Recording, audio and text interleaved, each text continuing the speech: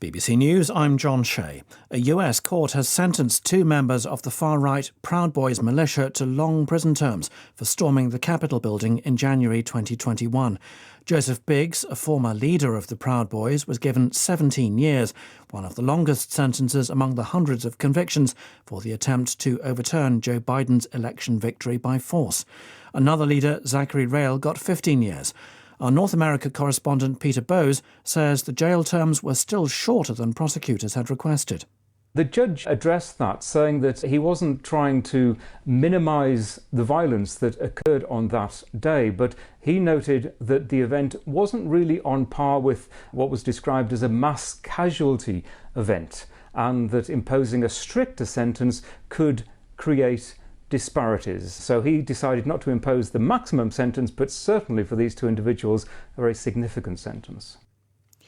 President Cyril Ramaphosa of South Africa has said a devastating fire in central Johannesburg is a wake-up call to address problems with inner-city housing.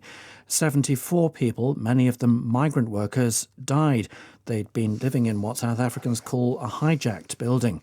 Angela Rivers from the Johannesburg Property Owners and Managers Association told the BBC what the term means. A hijacked building is where a criminal syndicate gets together and they invade the building. They go in, they intimidate the tenants. They'll say to them that we are now the new owners of this building. We are in charge. You have to pay us the rent. If you don't, you'll get kicked out.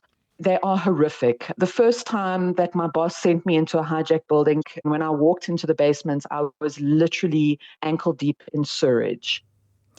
The African Union has suspended Gabon's participation in all of its activities following Wednesday's military takeover. Earlier, the Gabonese junta said it would phase in what it's calling transitional institutions after the removal of President Ali Bongo. Here's our Africa regional editor, Richard Hamilton. They didn't give any details about this, but they're basically trying to reassure the outside world that they're returning to normality. But they, of course, haven't given a timescale for this.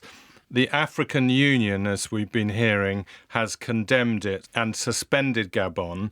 But there's been a more nuanced response, for example, from the EU's foreign policy chief, Josep Borrell, who said that the situation is calm and there was no urgency about evacuating foreign nationals. The Algerian Coast Guard has shot dead two tourists holidaying in Morocco who strayed into Algerian waters on their jet skis. Another man was apprehended by the Coast Guard. The men, all French-Moroccan dual nationals, were among four who got lost after setting off from the Moroccan resort of Saïdia. World News from the BBC. Human Rights Watch has accused security forces in the Democratic Republic of Congo of killing dozens of protesters in the eastern city of Goma on Wednesday.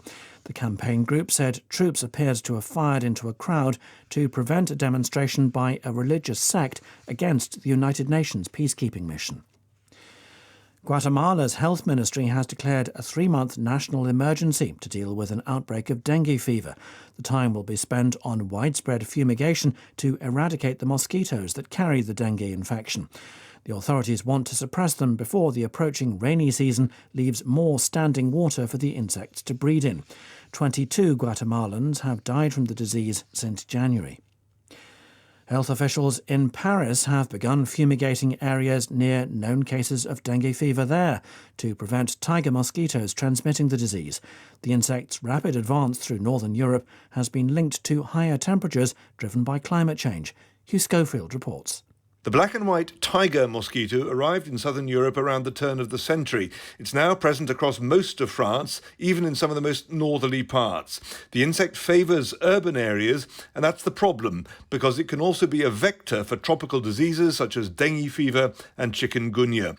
It's far from being the first time the health authorities have taken such action in France, but it is a first for the French capital, and there's every expectation that it'll become more frequent in the years ahead.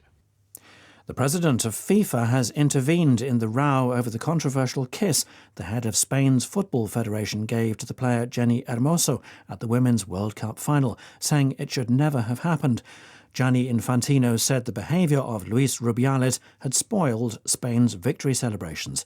FIFA has already suspended Mr Rubiales while it investigates the kiss on the mouth, which Jenni Hermoso says felt like an assault.